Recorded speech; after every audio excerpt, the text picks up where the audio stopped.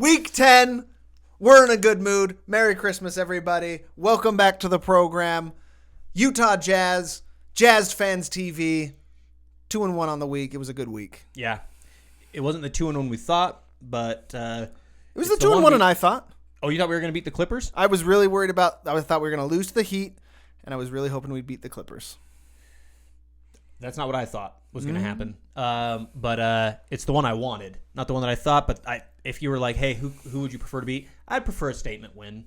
The statement win. Yeah. And the statement is the Jazz are back. So happy. What is it? 7 of the last 8? So yeah, 7 out of the last 8. Back to 20-12. 20-12 at Christmas is not a bad place to be. If you want to know about a bad place to be, just look up the Minnesota Timberwolves. It's not great. It's not great. But the Jazz humming. Do you think they're going to turn it around at all? Just as a quick aside. No. Me either. Let's move on to the Jazz. No. Where do you want to start with it? Do you want to just go right into the recaps for the week? I think we got a lot of good stuff under each game. Jazz at Heat, that was the loss. So Mitchell did not have a great game. Nope. He had 13 points, but Ingles had 27. Ingles had 27. He's doing well in the starting lineup. And the big disappointment was the bench. Yes. And I said last week, I think we're going to turn it around. I was willing to give us some extra time. After this game, we found out there was no time, and they started making moves. I even said, I don't know if you remember, but I said during maybe it wasn't that game because I was sick as no, this was the game. I was sick for Orlando. Yeah. But I said, why isn't Exum playing? And you're like, coach's decision. Not a good sign. No. What happened? Traded. Exum out. For Jordan Clarkson. And 2 draft picks that had to go with Exum. That's how useless he is. For lack of a better word. It's weird. Well, it was also weird because we actually named last week's video one thing, and it went out, and then we changed it really quick because we talked at length by Exum. Unprovoked. We were just like, well, let's start talking trades. And I think you had hit the nail on the head, and I kind of brushed it aside, and I was like, no, it's not going to go Cleveland. What are we going to do? And they've got Colin Sexton. They're not going to pick up Exum, but they did. On top of that, on Monday, before the game and before the trade was announced, I believe around lunchtime, me and my coworkers were talking about what's wrong with the Jazz and their bench in particular. And I said, the 2 big problems are Exum and Green. And I don't know what we're going to do, but it can't stay this way. They were both gone before I got to work the next day. Huzzah! What are your overall feelings? Great. So great. It's going to take time. We don't need to react, but he's a body on the court, and that's better than what we had. And Jeff Green was disinterested. He just didn't want to be there.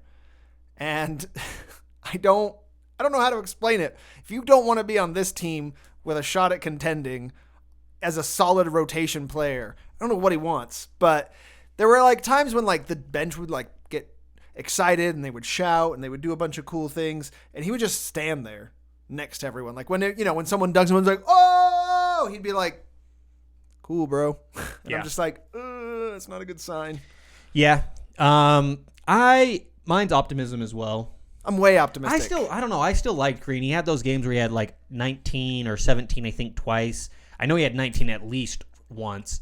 And I really, really thought he had the chops to be the guy that did it all on the second unit. It'd be him and Joe, and I thought that they could really run some stuff. Turns out that is not the case. Exum, I hope he shot 100% his first game for Cleveland. He had 9 points, even 1 for 1 from 3. Hope nothing but the best for him. Yeah, me neither. Or me as well. I hope he becomes a solid starter, but it's just. I think solid rotational player. I don't see Exum just starting. I just don't see him starting in this league. I just don't. My personal opinion. I think in the right situation, he has the ability to. sounds like you need to go to those NBA AA meetings. NBA. He's in the wrong in the wrong system. You got to get him in the right. That's a load of garbage. You just saw how dumb. It's not that necessarily sounds. the system. It's paired next to the right person that needs the ball more. If it's a high utility player and he doesn't need the ball, because I mean defense, he's fine. But I don't know. Bye Exum and best of wishes. The outpost in the East, man, we send all of our players. And Salt Lake East, we call it. Yeah, it was.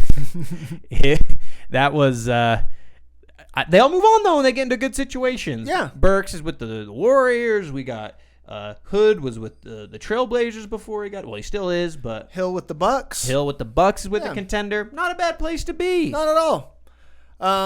Anything else we want to touch about the Heat? Game? We played them tight. Gobert's big. Mitchell had a bad game, and we still were within, 3 points? It was 106, 109. Mm-hmm. We made a late push, but I think if the little that I've seen Jordan Clarkson, I feel if we would have had him paired with Royce O'Neal, I think we win that game. It's very possible. Which goes into the next game where we did get to see him for the first time. And we need to talk a little bit about reactionary fans at the end of this, but let's recap the game real quick. Okay. What were your thoughts about this? I was very disappointed with this game. Overall, I'm happy that we won. It's a team that's in our division that's coming up trying to catch us. We needed to win this game. We had this game in hand, and I even looked at you before we went to interviews at the end of the third quarter, and I'm like, it's just good to see us maintain a lead and not let it slip. And it just slipped in the fourth quarter. Like, what happened? But it's important to note in the third that Lillard started going off. And we still maintained. Yeah, we kept a 20-point lead, and I mean, I think we were stoked. And we're like, this is it. And then he goes to the bench, and again, the second unit allowed, what was it, a 19-4 run? Disgusting. We were on our way, just yeah. Oh my gosh. Let it out. Oh my gosh. We're going to lose this game. He was losing his mind in the car. Yeah. And I was just trying to keep calm and not get in an accident. And then we got there, and Bowler Jack's blaring his head off. My gosh. Outside. Someone needs to make sure to take that off. The off button. I'm going to start breaking speakers. No, I would never do that. We need to stay on the premises. He did not mean that at all. I don't even know where the speakers are. They're in the ambience. They're hidden. I don't even know. But no, in the end, the bench was bad again, I think.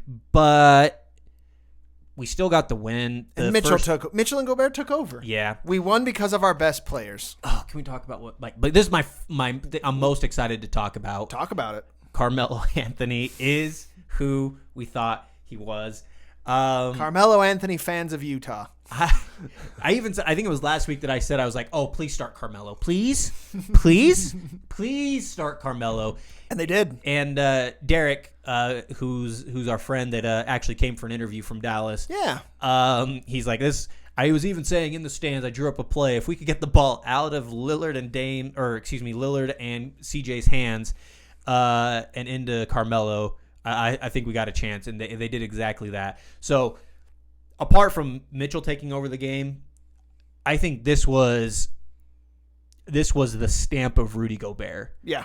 We had, 2 blocks, I think, on Lillard, and then perimeter defense out on Carmelo where the ball's moving around a lot, and he just stayed out there, stayed calm, and he might have actually ended up getting Carmelo on the wrist. Or on the elbow. It was such a tick. But it was such a no, tic-tac. you can't call it, but Carmelo just doing this is, it's my life force. I don't want to hear it. It makes me so happy. And the ball just falling into, I think it was Royce's hands right there. You just get filled. You just get filled with the emotion of this is the right thing to do. We need Carmelo Anthony in the Northwest Division. It needs to happen. Where he belongs. Round 1, if we're the 4 and 5 and we play the Trailblazers, or let's say even the 3 and the 6, we're 3, they're 6. We got to be favored there, right? Yeah. I think we would be. Have you heard any of the? But I mean, we're so great without Mike Conley. So do we even need him? Oh my gosh. Let's talk about reactionary fans. I think it's time. So 1, Jordan Clarkson went 4 for 12. Yeah. and immediately it was verdict, this is not working. Game 1, he's only done a couple walkthroughs, people. And let's talk about, because he actually started off. Where was he? Really, Still had 9 points. Well, and he had those 9 points really quick. Yeah. And then he was part of the reason that went 19-4. Sure. He did go cold. That's fair. People go cold. And it's his first game. And it's cold outside. He was wearing the mountains. He wasn't used to it. People are losing. People, you got to calm down. Just a little bit of patience. We live in such a time of immediate gratification or whatever it is. Chill. What this front office made as good a move as they can make. I think it's the right move. We got rid of what we didn't want and the dead weight, but you're going to have to integrate pieces. Relax. It's going to be okay. Sorry.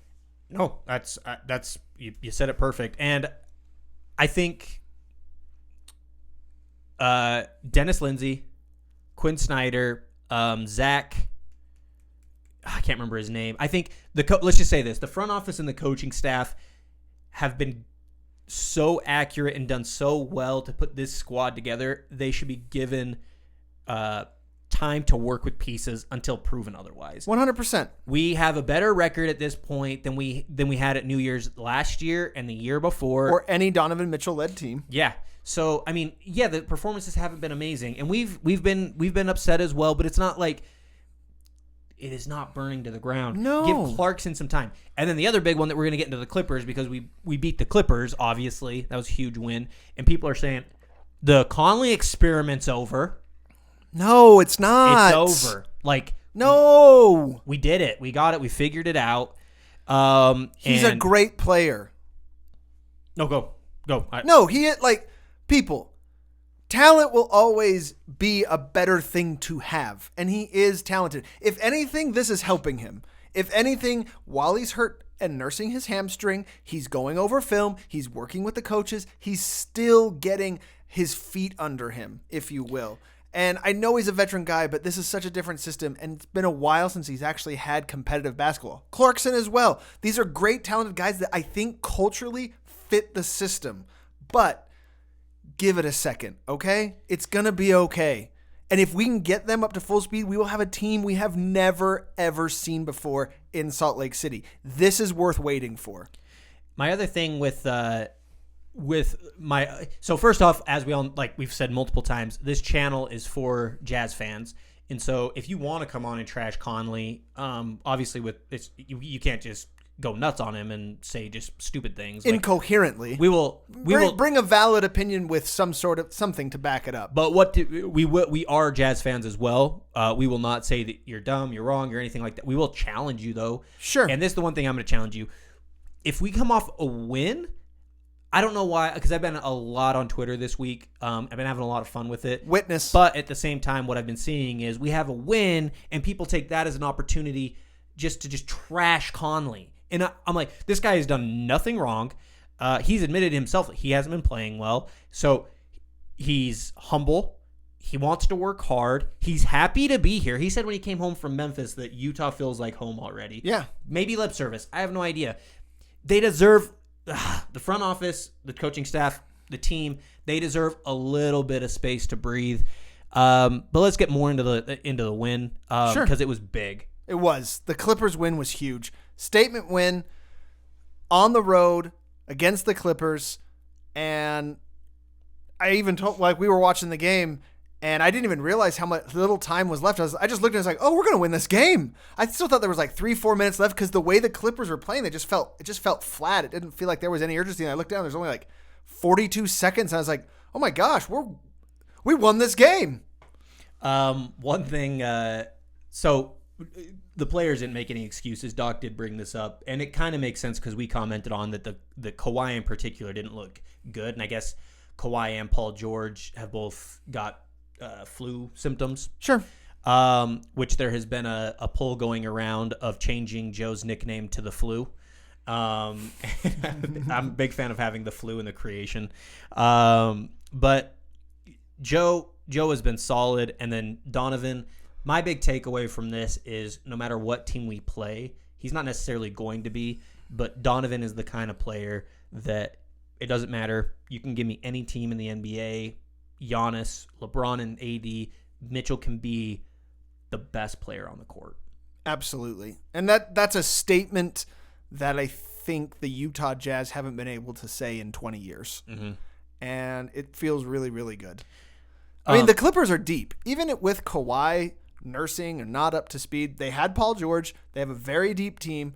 Beverly did go and out. we were without Mike Conley, a starting player. So it's not like we were at full strength either. So injuries happen. I throw that aside. We came up and we won with what we had. I do love Beverly. Stop saying that. I do. I want the city jersey. And if anybody asks, He won't get it. If anybody asks, Don't I got worry. the city jersey because my mom's name's Beverly. It's not true. If anybody asks, but it really because I love Beverly. I love Patrick. Patrick Beverly. Yeah. I love Bev too. She's great. That's true. I'm a big fan of Patrick Beverly. And I was sad to see him actually go out. He was killing us in those first few minutes though. He had 9 points on 3 shots or something like that. Or maybe it wasn't quite that. Maybe it was 4 shots, but he was tearing us up. Is there anything else that we want to take away from that game? It was just a good team performance. Good team performance. Joe Ingles played great again, but Mitchell played great. This is what I wanted. Gobert played great. You had said this, and when I was actually looking at it, because you were saying, I want to start seeing Donovan's assists go up. He is that kind of player. And you think with him having the baseball background, he's got to be an accurate passer. Like he's always been in sports. You think he has that vision. We expect him to start getting the assists up. And then I think the last 4 games, he's had 9, 7, 7, and 9. That is what we want to see. If he's putting up 25 to 30 points with that many assists, it's going to be hard to beat us. 100%. I mean, this team, when you just look at all the pieces around it, when it comes together, and I truly believe that it will, we are going to be scary. And I still think we can achieve everything we want. We could still be the number 1 seed in the West. We could be the number 2 seed in the West. Nothing's out of our grasp. We control our own destiny. We're going to be fine. What also I've been noticing with... I just want to win the division. Yeah. If we win the division, I'm a happy man. That'll be a 2 or a 3 seed. Why? I muted it. He didn't, though. One other thing that I noticed as well is we're starting to make more veteran moves as far as... Like, Bogdanovich didn't have a great week. And sure, the game against the Clippers wasn't great, but you look at it and you're like, he had a sneaky 19 points out of nowhere. And it wasn't dropping for him at 3, but he kept getting to the line, and they kept just making kind of veteran plays. Yeah. And then big shout out. Oh, go ahead. I was just going to say the last thing is big shout out to Clarkson.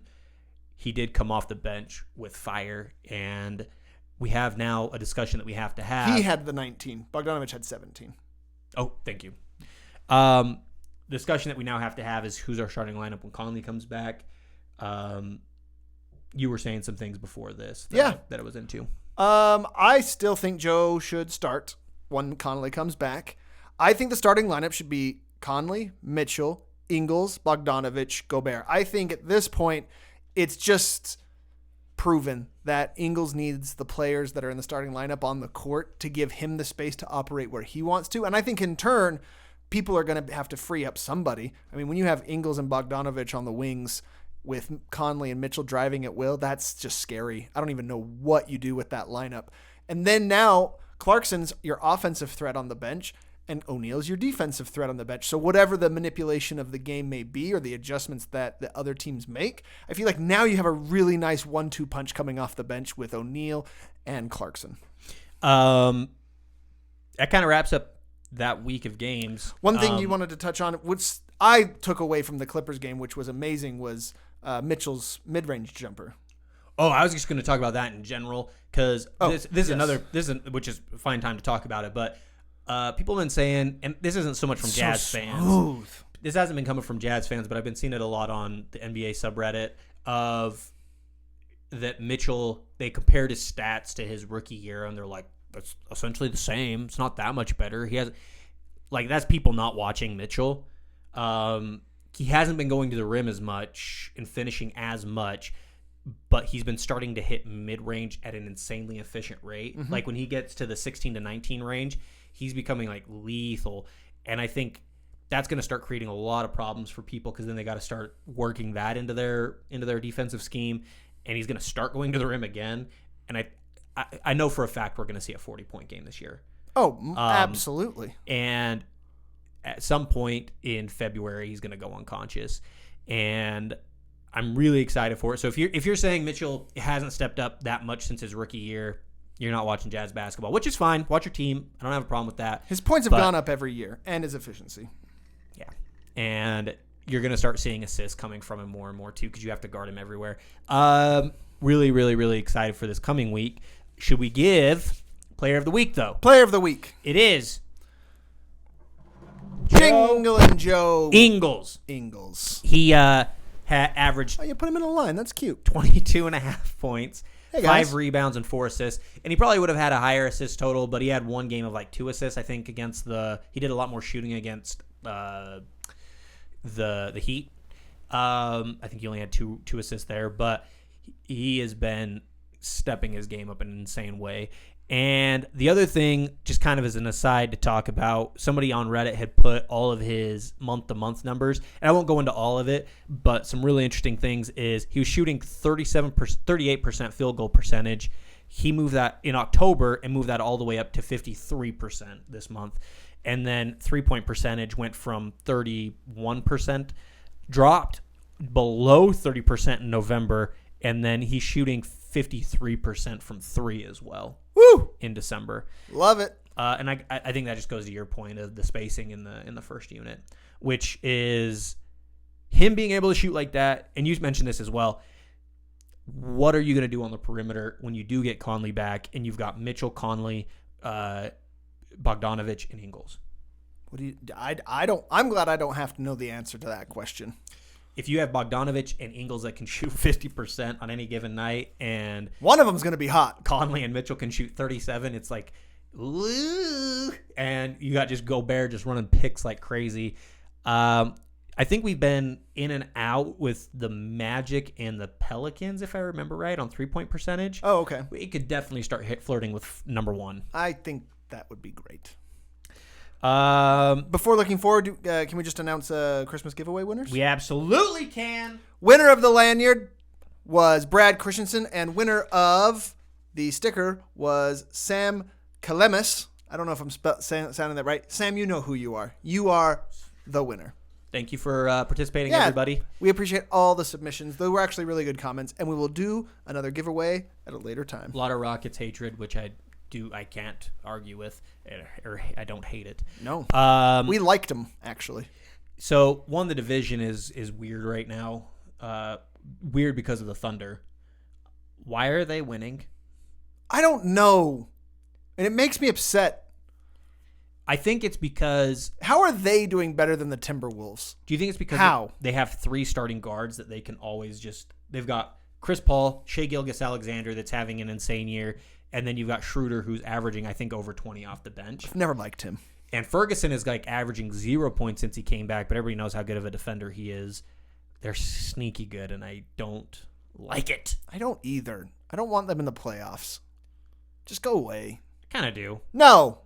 Don't say dumb things. I kind of want them in the I would love to play them in the playoffs. That I take it back. And then that would be fun. One other question I had, because we had mentioned this, why isn't Exum playing? Why isn't Ed Davis playing? Looks like coaching decisions again, and Tony Bradley's been getting more time. Do you see another move coming? You had mentioned that you don't think we're done. It's possible. I even said when Ed Davis got hurt, I really liked the things that Tony Bradley was doing in other recaps, and I mentioned I wouldn't be surprised to see him still get playing time when Ed Davis comes back. Ed Davis maybe not right physically. Maybe he's still trying to work back from the injury. That was honestly, in my opinion, fast for him to come back, from a broken bone. Maybe he's a little mentally, even after you get through an injury mentally, he's worried about jumping. He's not as aggressive as he would normally be. Things like that. I don't know if there's a move coming yet, but I wouldn't rule it out. Again, we're not hoping for it. Again, no. As callback to earlier when we said calm down, Jazz fans. I'm happy with the team as is. He deserves time. Sure. But I look forward. It's this next stretch of games is very winnable, very favorable. Clean, sweep, week. We've got I mean, we'll go over all of them this week, but we've got Pistons, Bulls, Magic, Pelicans, Knicks, Hornets, Wizards, Nets, Pelicans, Kings, and then Pacers and the Warriors all the way until January 22nd. Those are all winnable games. Like, very excited. Very excited. January could be a great month. Starting off tomorrow, it's our only home game. For this week, that's correct. What are your feelings on the Pistons?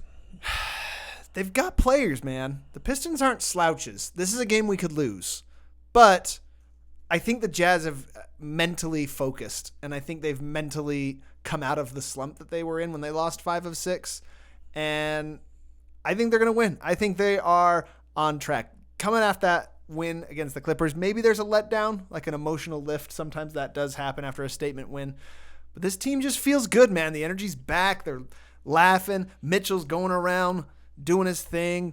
It's barring Rose dropping 50 on us again. Let's not even bring it up. I think this is pretty straightforward. Sure. Gobert can lock down Griffin. I think we're good. Yeah. They're 3-7 in the last 10. They've not been looking great. But everything's tough in this league. But we should win. Sure. I have us down on a win on that one. In my opinion, the trap game is the Bulls for us. Really? You don't think it's Orlando? Okay. Why?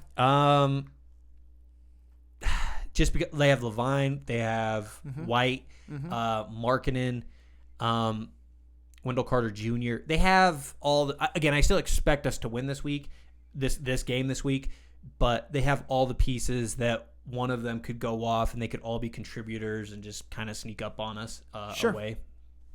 That's kind of my thoughts on that one. What's the prediction of the record for you this week?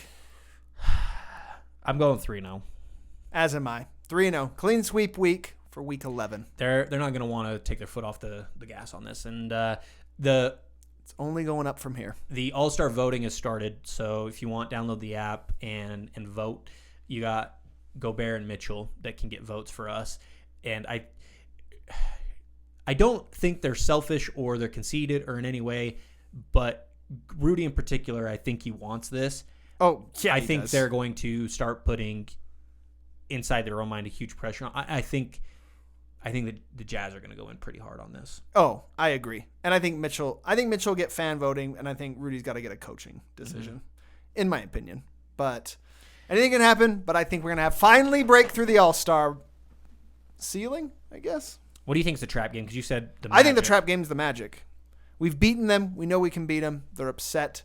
And they actually do have some nice pieces. Well, in Vucevic, I don't know how to pronounce his name, but sure. I think our game was the first game back, and it was an away game here, and now we're playing there. He is a very capable player, and you've mentioned this. Guards have been trashing us. And us. Fultz had a good game. Not great game, but he had a good game. He can shoot again. Fournier and Augustine, all three of them had decent games. So if you add a center that also has a decent game, it's a tough one. Yeah. Should win it. We like it. That's it. Week 10 recap. Thanks so much for watching. We appreciate you guys. Hope you had a Merry Christmas. Thanks to everyone who participated. Congratulations to the winners. And we will see you next week. Shout out to everybody on Twitter. It's been fun. Follow us there. Follow us on Instagram. Absolutely. See you next week.